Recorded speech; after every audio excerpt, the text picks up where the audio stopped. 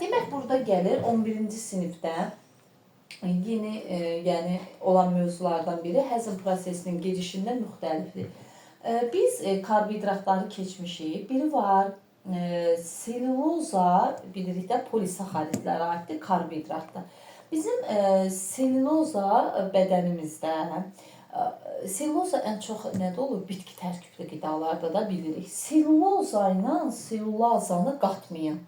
Selulaza, laza deyəndə birlikdə sözlərin sonunda aza varsa zaten o nədir? Fermentdir. Demək, selulaza fermentdir, seluloza karbohidratdır, polisaxariddir. İndi bizim bədənimiz üçün selulozanın, bu karbohidratın bizim orqanizm üçün faydası böyükdür. Bu neyinir? Birinci, bağırsaqda, bağırsaqların peristaltikası. Ona deyirik, bağırsağın dalğavari hərəkətini bu selüloza karbohidratı gücləndirir. Selüloza bir dənə yoğun varsa təzmin olunur. İndi onun gələcəm, ay sağ ol. Demək, bağırsağın dalğavari hərəkətini gücləndirir selüloza. Bir də ki, selüloza bizim bağırsağımızda olanda bağırsağın şir ifrazını artırır. Bağırsaq daha çox bağırsaq şirəsi ifraz olunur. Yəni faydalıdır bizim bədənimiz üçün. Selüloza orqanizm üçün çox faydalıdır. İndi biz keçmişdik ki, anatomiyada bizim demək bədənimizdə, bağırsağımızda demək selülozanı parçalayan ferment yoxdur. Nazik bağırsaqda. Ayson. Bəs bu selüloza fermentinə hansı canlılarda rast gəlinir? Selüloza fermenti, məsələn, mollusklar selüloza fermentinə bir mollusklarda, bir də demək həşaratlarda. Həşaratlarda selüloza fermentinə rast gəlinir. Bəs bizdə bu selüloza necə həzm olunur? Bizim bağırsağımızda, biz deyirdik ki, bizim yoğun bağırsağımızda xeyirli nə var idi? Bakteriyalar. Bəli, o xeyirli bakteriyalar demək sənin bağırsağında yaşayır. Buna biz xeyirli yaşayışa nə deyirdik? Simbiyoz. Demək, o bakteriyalar demək, belə deyək də, hətta belə deyir ki, bu xeyirli bakteriyalar bizim bədənimizdə, yoğun bağırsağımızda selülozanın parçalanmasına kömək edir. Onun həm sən orqanizmin elə bir ki, simbiozda fayda verir. Hətta belə bir şey var ki, biz deyirik ki, məsələn, bu selülozanın parçalanmasının ən çox əhəmiyyəti də ot yeyən heyvanlar üçündür. Çünki otun tərkibində nə var? Selüloza. Onlar üçün də o selülozanın parçalanmağı çox böyük əhəmiyyəti var. Bəs onlarda biz məsələn bütün günü yəni ot belə deyək də bitki mənşəli qida ilə çox qidalanmırıq axı. Amma ot yeyən heyvanlar sırf selüloza tərkibli qida ilə qidalanır. Ona görə də onlar üçün bu selülozanın parçalanmasının çox böyük əhəmiyyəti var və orada da deyir ki, selülozanın ot yeyən heyvanlarda parçalanması, onlarda demək yenə bağırsağında simbiyoz yaşayan bakteriyaların və inhibitorların fəaliyyəti nəticəsində olur. Ayson, məsələn, bizim də bədənimizdə, yoğun bağırsağımızda bu bakteriyalar var, amma ən çox ot yeyən heyvanların bədənində daha çox olmalıdır. Çünki ot yeyən məməli heyvanların. Çünki onlar daha çox axı otla qidalanır. Həmin o insanda həmin o bakteriya apendiksə yerləşirdi də. Bəli, kör bağırsağın çıxın. Soxulcana bənzər çıxıntımızda. Bəzi insanlar məsələn apendiksə əməliyyat olur da. Bəs onlar onda yeyə bilməz. Artıq yox, yəni ki, o müəyyən qidalanmanın o artıq müəyyən qidalanmalarına asitlik. İndi məsələn selüloza bir dənə yoğun bağırsaq həzm olunur. Onda o necə həzm olunur orqanizmdə? O da müəyyən dərmanlarla və s. ona artıq həkim məsləhət görür, qidalanma, müəyyən dərmanlar və s. belə. Demək, ən çox selüloza demək fermenti yenə məməlilərdə onlarla simbiyoz yaşayan demək bakteriyalar, bir də inhibitorların fəaliyyəti nəticəsində bu selüloza parçalanır. Aydındır. Parçalayan ümumiyyətlə, amma məsələn biz deyirik mollusklar, həşaratlarda onu parçalayan ferment var. Fermentin adına da deyilir selulaza, laza fermenti. Sonra orada bizdə gəlir növbəti mövzu qaraciyərin pi infiltrasiyası. Pi infiltrasiyası. Bu nə deməkdir? Demək, qaraciyərin pi infiltrasiyası o deməkdir ki, bizim belə deyək də qaraciyərimizin normal halda bizim hər birimizin qaraciyərinin 10%-ni lipidlər təşkil edir. Qaraciyərdə normal halda lipidlər 10% təşkil edir. Amma piylənmə olanda, artıq çəki olanda, artıq lipidlərin miqdarı neçəyə çatır? 40-60%-ə çatır. Çatır piylənmə olanda. Aydın normal gör nə qədər artıbdır. Demək, bizim qaraciyərimizdə yenə də deyirik 10%-ni normal halda lipidlər olur, amma o piylənmə olanda, artıq çəki olanda, yağlanma olanda artıq onun miqdarı demək 40-60%-ə çatır. Bu da piddə yağdır da. Lipidlər nədir? Zərər Bütün verici lipidlər yağdır, deyirik. yoxsa Bütün insan? yağlar deyirik nədir? Piylənmə Lipidlər. zərərli. Yox, normal halda sənin bədənində zaten o olmalıdır. Ay sağ ol. Müəyyən miqdarda artıq olmalı. oldu. Hə, şu artıqlıq olanda əlbəttə ki, o indi deyəcəyik artıqlığı nəyə səbəb olur, tələsməyin. Demək, burada biz deyirik ki, və burada belə bir şey var ki, qaraciyərdə pi toplananda təbii ki, bu 40-60%-ə çatanda qaraciyərin funksiyası yavaş-yavaş pozulur. Qaraciyər hüceyrələri artıq normal şəkildə işləmir. Çünki artıq onun əsas hissəsini nə təşkil edir? Lipidlər, yağ toplanır. Və burada bu da nəyə gətirib çıxardır? Demək, bədəndə lipidlərin, yəni çox toplanması gətirib çıxardır. Demək, belə deyək, lipidlər çox toplananda xolesterin. Yəni bunu belə deyək ki, məsələn, belə deyək ki, lipidlərin əsas növlərindən biri xolesterindir. Xolesterin eşitmiş olarsınız bəlkə. Xolesterin. Əsas növlərindən biri nədir? Xolesterindir. Demək, bizim orqanizmimizdə, bizim bədənimizdə, demək, sutkada biz xolesterin də əsasən heyvani qidalarda olur. Heyvani mənşəli qidalarda olur. Və bizim, demək, xolesterin ən çox heyvani qidalarda olur.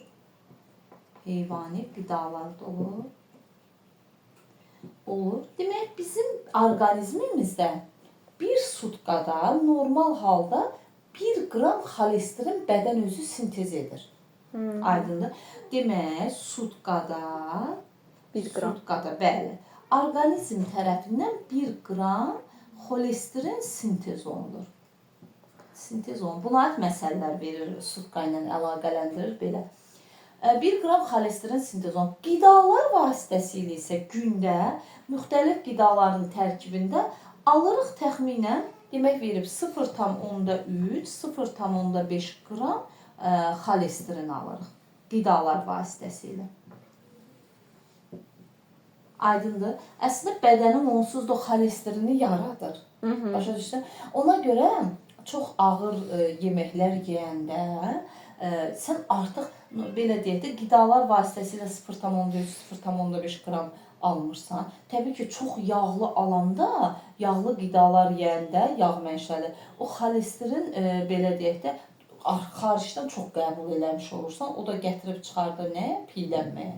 O bütün orqanizmə ziyandır. Heyvani qidalar. Heyvani qidalardır. Xolesterin ümumiyyətlə əsasən heyvani qidalarda olur. Demək, onsuz sənin bədənin onu yaradır da. Sən qidalanmaya diqqət. Ümumiyyətlə, hətta belə bir şey var ki, biz orqanizmdə qidalanmamıza diqqət yetirsək, xolesterinin miqdarı müəyyən müddətdən sonra belə deyək də azalır. Hətta çox görürsüz, müəyyən yaşdan sonra, 50-40 yaşından sonra insanlara deyirlər ki, yüngül yeməklər ye. Çünki sən daha çox belə deyək, yağlı, piyli qidalar yeyəndə artıq sənin bədənində xolesterinin miqdarı artır. Başa düşürsən? Ona görə elə deyirlər də. Sonra indi bizim baxın, burada kitabımızda 2 dənə şəkil var. Orada şəkilə baxırıq. Baxın, orada 2 dənə şəkil var. Qan axını veribdir orada.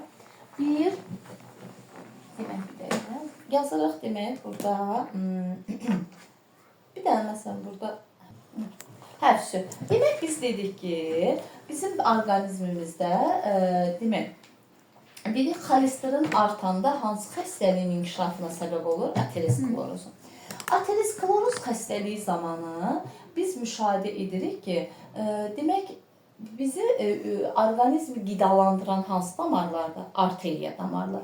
Demək, arteriya damarların divarında biz görürük ki, damarın divarında şəkildə də görsənir burada. Baxın, sarı, belə deyək də, damarın divarında lipid ləkələri, lipidlərin növüdür.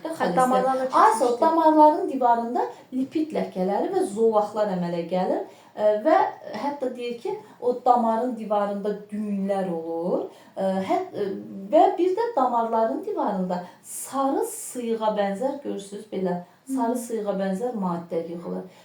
Sonra bu sarı sıyığa bənzər maddələr müəyyən müddətdən sonra o, belə deyək də, xoralaşır, çapıqlar falan yaradır damarın divarında və bunun nəticəsində damarların divarında kalsium duzları da yığılır. Kalsium duzları yığılır və bu da damarların divarının elastikliyinin itirilməsinə səbəb olur. Çünki gör nə qədər maddə yığıldı. Başa düşdünüz? Lipidlər, sarı sıyığa bənzər maddələr, kalsium duzları yığılır. Və bu da damarın divarının, arteriya damarlarının divarının elastikliyinin itməsinə səbəb olur və nəticədə belə deyək də, o qanın hərəkəti pozulur. Ürəyi qidalandıran damarlar, sonra beyni qidalandıran damarlar, fərqi yoxdur. Onsuz bütün orqanlara arteriya damarları ilə qida maddələri gəlir də, oksigen qida maddələri. O damarın divarının elastikliyi də itəndə təbii ki, orqanizm tam qidalanmır. Bu da gətirib çıxardır, bax bu ateroskleroz xəstəliyinə. Bu infarkt edə bilər insanı. Əlbəttə. Hətta ateroskleroz, yenə deyirəm, o müəyyən o vərdişləri dəyişməsən belə, təbii ki, ölümə belə gətirib çıxarda bilər. Çünki təsəvvür o ürəyi qidalandıran damarlar, ürəyin tac damarları deyirik də, ürəyi qidalandırmır. Və yaxud da beyninə gələn damarların divarında o sarı maddələr toplanır, kalsium duzları toplanır və sənin beynin tam qidalanmır.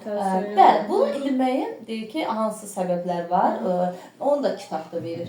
Və bu da gətirib çıxardır bu xəstəliyi. Bunun yəni əsas səbəbi odur ki, yenə deyirəm, yaş artdıqca xolesterini belə deyək də az qəbul eləməlisən. Xolesterin artıqlığı, xolesterin ən çox nədə olur? Heyvani qidalarda olur da belə. Yəni yaş artdıqca qidalanmaya diqqət eləməlisən. İndi məsələn burada aterosklerozun əlamətləri veribdir bir insanda. Məsələn, baş ağrısı, baş gicəllənmə, təbii ki, bu da normaldır da, çünki sənin bədənin qidalanmır. Beyni oksigen getmir, baş ağrısı verəcək də, çünki beyni qidalandıran damarların divarında elastikliyi itirib qan düzgün hərəkət eləmir. Sonra yaddaşın zəifləməsi, əlbəttə ki, beyinə oksigen qida maddələri getməyəcək, yaddaş zəifləyəcəkdir. Müvazinatın pozulması, əmək qabiliyyətinin azalması, yersiz əsəbilik və s.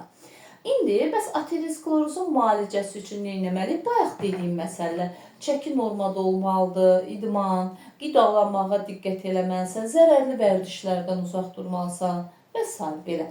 İndi burada bir də burada yadınızda saxlayın, xolesterinin biz dedik ki, artıqlığı bir ateroskleroz xəstəliyinə gətirib çıxardır. Bir də xolesterinin artıqlığı, orqanizmdə artıqlığı öddə daşın yaranmasına da səbəb olur. Öd daşı eşitmiş olarsınız. Qozlardan çox. Bəli, öd daşı əmələ gətirir.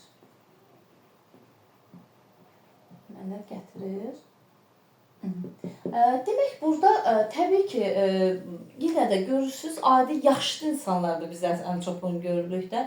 Cavanlarda da olur, əlbəttə ki, düzgün qidalanmamaq, bəli, ola bilər. Amma indi ən çox xolesterin artıqlığı, yəni gedirsən analiz verirsən, deyir ki, xolesterin artıqlığı var. Get qidalanmağa diqqət elə. Axşam yüngül yeməklər ye, meyvə tərəvəzlə gününü tamamla. Bunu bütün həkimlər deyir. Və burada belə deyək, öddə daş olanda, o belə deyək, öd yolları qapanır. Öd də bilirik də, harif razonlar 12 barmaq bağırsağa və orada daş olanda o öd yolları qapanır deyə öddə spazm yaradır. Öddə spazm yaradır. Şişkinlik demək istəyirsiniz. Belə deyim də, yox. Öddə daş olan insanlar çox zaman şişkin olur. O heç aysoq, onsuz da öd düzgün işləməyəndə. Demək həzm zaten aysoq o həzmi Demək düzgün getmir, artıq çəkilik verir.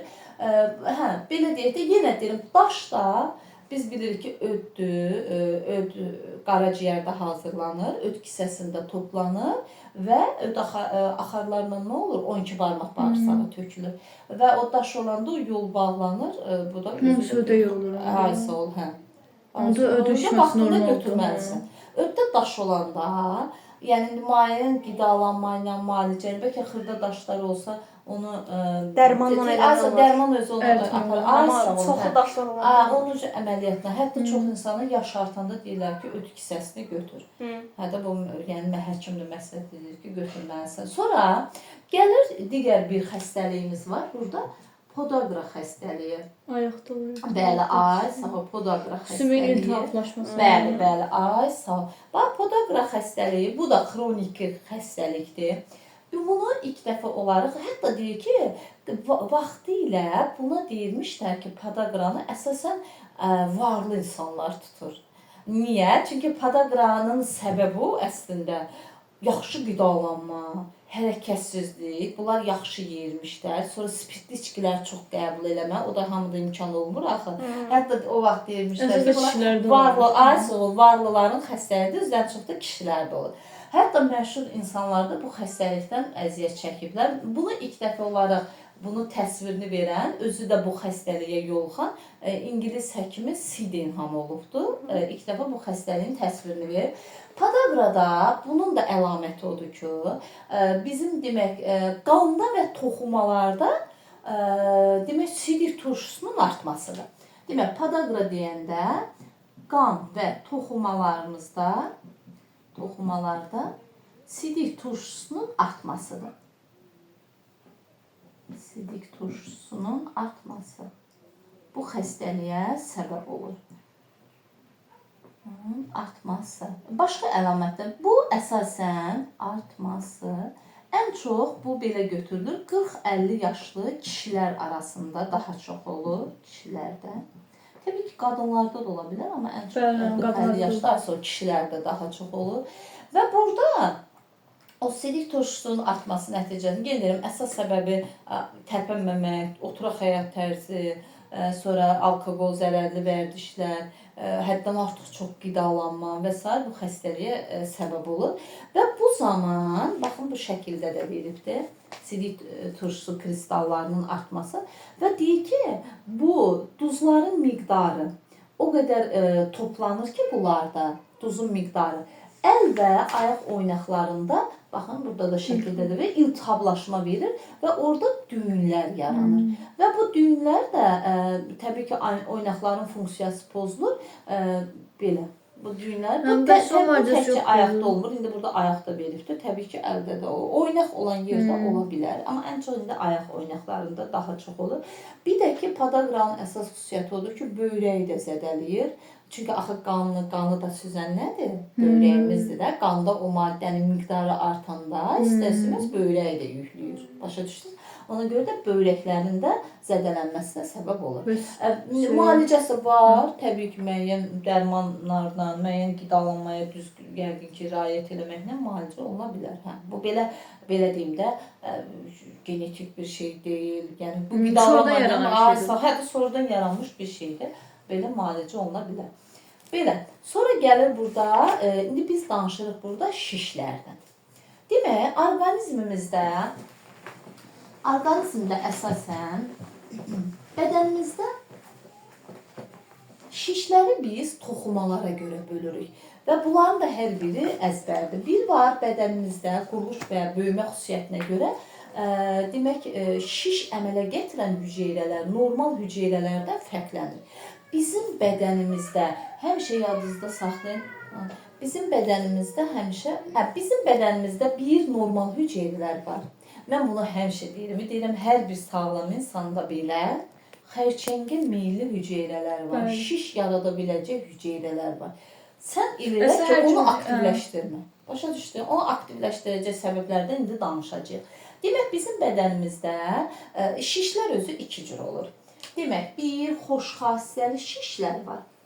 Xoş xassəli. Bir də bəd xassəli şişlər var. Bəd xassəli. Bunları indi biz danışırıq. Ümumiyyətlə, xoş xassəli şişlə bəd xassəli şişin təbii ki, fərqi çoxdur. Xoş xassəli yəni tez keçir, müalicəsi daha rahatdır, mərhələsi tez müddətdə sən yenə onu müalicə edə bilər. Amma bəd xassəli yenə də onun üstünə vaxtında düşsən, amma üstünə düşsən, etab müalicə etmək olur. Amma yəni daha çətindir. Sonra bəd xassəli şişlər digər orqanlara metastaz verir, amma xoş xassəli şişlər metastaz vermir. Sonra məsələn yayılmır. Sonra məsələn xoş xassəli şişlər yavaş böyüyür. Bir də ki, insanı arıqlatmır. Buradan da verə bilər. Amma bəd xassəli şişlər, bəd xassəli şişlər o qədər sürətlə artır ki, bu şiş hüceyrələri, bəd xassəli daha tez sürətlə bölünür, artır, bütün digər orqanlara da metastaz verir, xəstə qısa müddətdə arıqlayır. Yəni sən o deyirik, tanınmaz halda olur, tanımırsan sanki bunu. Və orqanizm maddələr mübadiləsini pozur, orqanizmi zəhərləyir. İndi bizə əsas burada əzbər, toxuma şişləridir, əzbərçilikdir. Birinci danışırıq epiteli toxumanın. Həm xoş xassəli şişi var. Bunlar ən çox epiteli qadınlarda çox rast gəlir. Bunu pak sözündən yadımızda saxlaya bilərik, şişlərin adını. Biraz çünki burada əzbərləmək çətindir. Bu papilomadır. Papiloma. Adenoma. Bir də pak sözündən kista. Kista da qadınlarda çox olur, eşitmiş olarsınız. Demək, epiteli toxumanın bəd xassəli şişinə isə deyilir karsinoma. Bir dənə də. Bir də yadınızda saxlayın həmişə. Demək, bəd xassələrinin çoxunun sözün sonunda ölüm mənası belə şeylər var. Koma kimi gəlir. Məsələn, neyrosarkoma. Koma şeydə beyin ölümü. Məsələn, miosarkoma, sarkoma. Sözün sonu oxşar gəlir. Sonra gəlir birləşdirici toxumanın xoş xassəli şişi. Hansıdır bu? Bir fibriomadır. Fibrioma. Bir də lipoma. Lipoma. Yazmışdı belədir. Sonra bunun bəd xassəli şişi isə gedir sarkoma. Sarkoma. Karsinoma epitildədir. Birləşdirici də sarkomadır. Sonra gəlir sinir toxumasının. Bu sinir hüceyrələrindən, neyron, bir də peyk hüceyrələrindən yadda saxlamaq olar. Demək, neyroma, bir də glioma gedir də, glioma. Nevrioma sözlər deyil. Bir də glioma. Bəd xassəsi isə neyrosarkoma. Görürsünüz, sözün sonunda nədir? Sarkoma, neyrosarkoma. Sonra gəlir əzələ toxumasının. Əzələ hüceyrəsinə biz nə deyirik? Mioma. Bax, oradan götürə bilərəm. Belə yadınızda saxlayırsan. Miozin əzələdə olan zülal bilir. Bəsən oradan da yadınızda saxlaya bilərsiniz. Demək, xoş xassəsi olur mioma, bəd xassəsi miosarkoma. Sözün sonuna sadəcə olaraq sarkoma sözü əlavə edirsən. Miosarkoma. Miosarkoma. Aydındır. Bax, bu da oldu toxuma əzbərçilikdir. Demək, epitelininki pak sözündən papiloma, adenoma, kista, bəd xassəsi karsinoma, bir dənə. Hamısında bəd xassəsi zaten bir dənədir. Birləşdiricidə, demək, xoş xassəsi fibrioma, lipoma, bəd xassəsi sarkoma, sinirdə neyrioma, glioma, bəd xassəsi neyrosarkoma, əzələdə xoş xassəsi mioma, bəd xassəsi miosarkoma. Bu da oldu da. Bir də ki, burada damar şişləri var. Damar şişləri də xoş xassəsi angioma, bəd xassəsi yenə sözün sonunda sarkoma əlavə edirik, angiosarkoma. İndi bizim kitabda belə bir şey verib ki, şişlərin əmələ gəlmə səbəbi hələ tam aydınlaşdırılmayıb. Amma bir neçə fərziyyə var. Birinci orada bizi xallardan veribdir. Demək, deyir ki, bu xal anabətində də embrional inkişaf dövründə yaranır bu xal, bildiyimiz xal.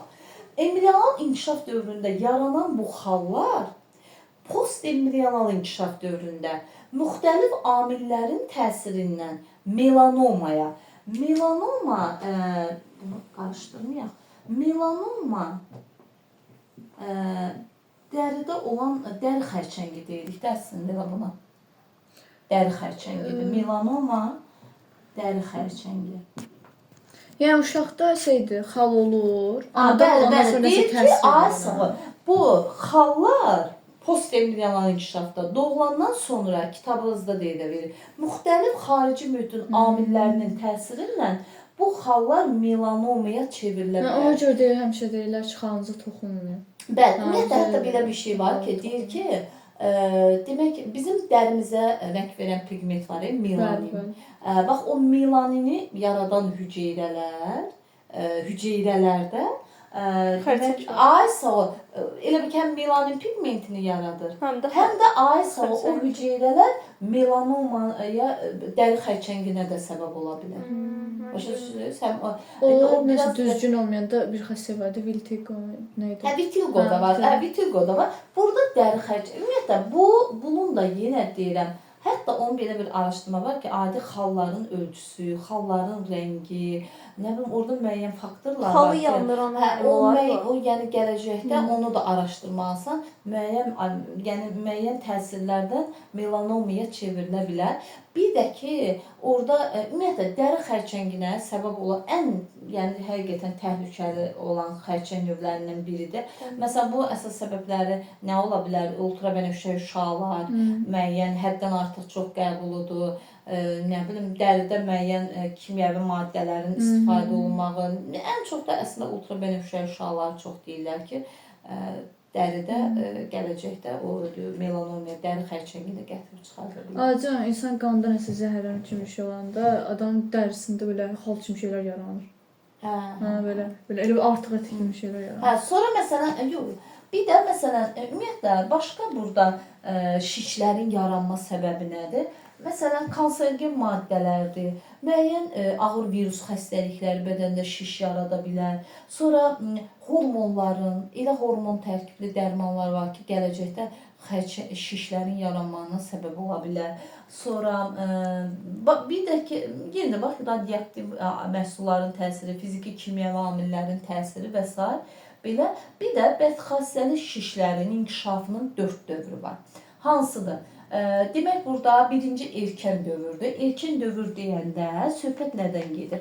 Artıq bu şiş təzə yaranır, amma limfa düyünlərində heç bir dəyişiklik yoxdur. İlkin etapdır, müalicə edirsən, keçir. İkinci etapda, şişin ikinci etapda, görürsünüz deyir, ətraf toxumaları yayılır və zədələnmiş orqandan kənara çıxmayır, amma metastaz əlamətləri görünür artıq yavaş-yavaş. Üçüncü mərhələdə artıq xəstə orqandan kənara çıxır və o başqa orqanlara da yayılır. Artıq şiş digər orqanlarda da metastaz, başqa orqanlarda da yayılmağa başlayır. Bulaşıcıdır da onlar. Yox, ümumiyyətlə xərçəng, belə dəri şişləri, bunlar genetik olaraq keçir. Sən bədənində bir orqandan başqa orqana metastaz verə bilər. Amma məsələn, Allah uzaq etsin, kimdəsə ailədə xərçəng varsa başqasına keçəcək deyə bir şey yoxdur. O elə bir xərçəng keçici xəstəlikdir. Elə onun arxasınca gəlir bizim orqanizmimizdə xərçəng xəstəliyindən danışır. Türklər buna deyirik kanser. Demək, məsələn, burada ümumiyyətlə deyir bu şişlər, xərçəng hüceyrələri xərçəng ayaqlarına bənzədiyi üçün xəstəliyi bu cür adlandırıblar, yayılır da o xərçəngin ayaqları kimi belə. Məsələn, burada bizim, məsələn, indiki dövrdə ən çox hansı orqanlarda xərçəng var desək, məsələn, indiki dövrdə süd, qadınlardan çox süd vəzi xərçəngi çox yayılıbdır. Və məsələn, deyir ki, adi halda laboratoriya şəraitində süd vəzinin normal hüceyrələri 20-30 dəfə bölünür. Normal hüceyrələr laboratoriya şəraitində 20-30 dəfə bölünür. İndi bədəndə Amma nə? qidalı mühit olan yerdə, qidalı mühitdə də xərçəng hüceyrələri üçün deyir sonsuz sayda bölünür.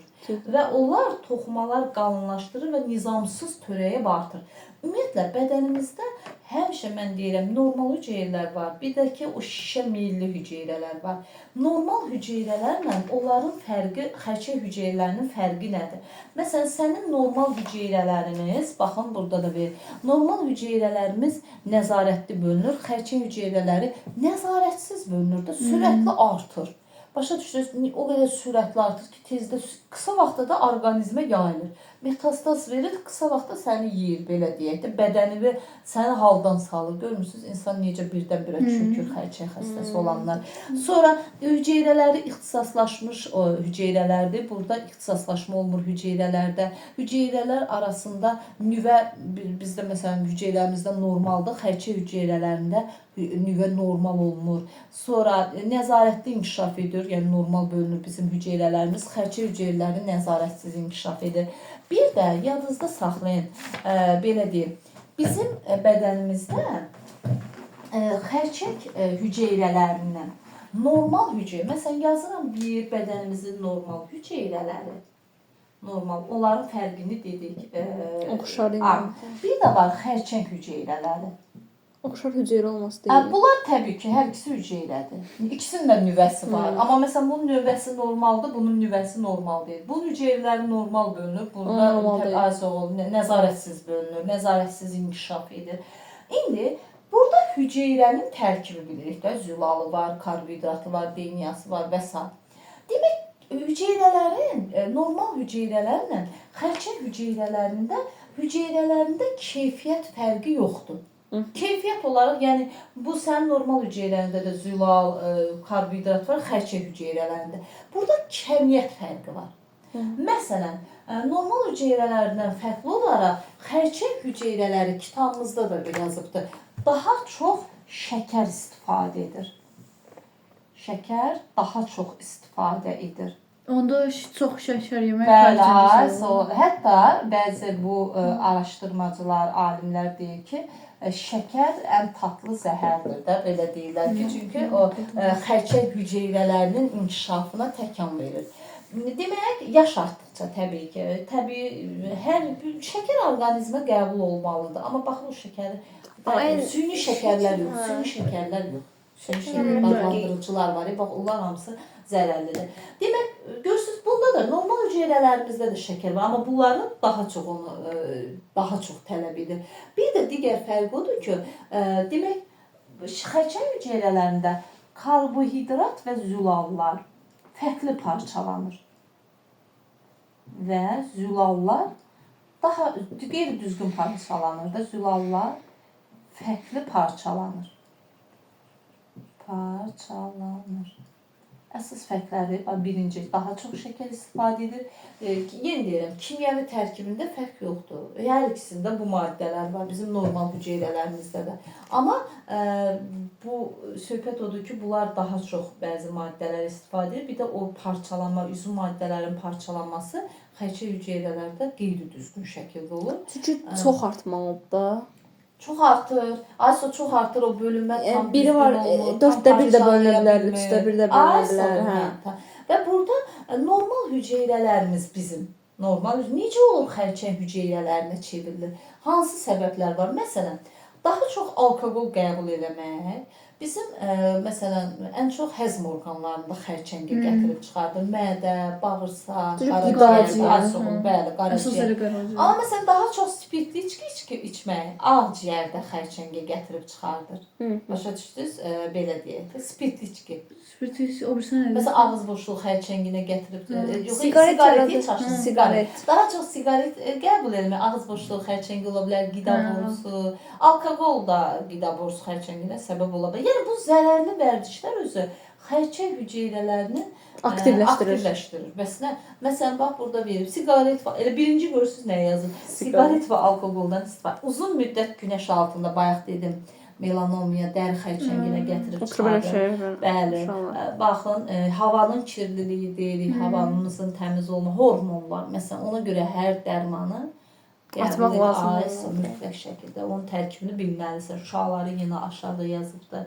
Bioloji amillər, radioaktiv maddələr, oksi amillər, yəni kimyəvi maddələr, orqanizmdə ağır virus xəstəliyi keçirmək. Bu normal hüceyrələrin xərçəng hüceyrələrə çevrilməsinə səbəb olur. Baxın, bayaq dediyim kimi, demək, baxın, burada veribdir. Spirtli içkilərin qəbulu görürsünüz, qida borusu, bağırsaq, qaraciyər xərçənginə səbəb olur dediklərimiz. Siqaret çəkənlərdə ən çox bax bu xəstəliklər təsadüf olunur. Hansıdır? Pnevmoniya, plevrit, vərəm, bronxit, traxeit. Bu kimi xəstəliklərə təsadüf olunur ki, bu xəstəliklərdə gələcəkdə o insanda xərçəng xəstəliyinin yaranmasına zəmin yaradır. Belə. Bir də xərçəngin müalicəsində ən çox hansı kimyəvi terapiyadır, bir də radioterapiyadır, bir də ki, xərçəngdə biopsiya eşitmisiniz də. Biopsiya nədir? Biopsiya sənin bədənində hər hansı hüceyrələrdə nəsə qeyri-düzgünlük var da, biopsiya verilir. Hüceyrədə bir maddə düzəldirlər də. Yox, biz hüceyrələr, hər hansı bir hüceyrə götürülür, qidalı mühitdə, belə deyək. Onu çoxaltmağa çalışırlar. Saxlanır və orada görünür ki, o xərçəng varmı? Bu mikroskopla baxılır. Görək ki, bu hüceyrə xərçəng hüceyrəsidirmi? Xərçəng hüceyrəsinə çevrilirmi? Bu hansı mərhələdədir? Birinci mərhələdədirmi? Dördüncü mərhələ və s. Yəni artıq onu biopsiya ilə bilmək olur. İndiki dövrdə də ən müalicə üsulu radioterapiyadır, kimyəvi terapiyadır ki, o xərçəng hüceyrələrinə o şüalar vasitəsilə onların aktivliyini azaldırlar. Belə.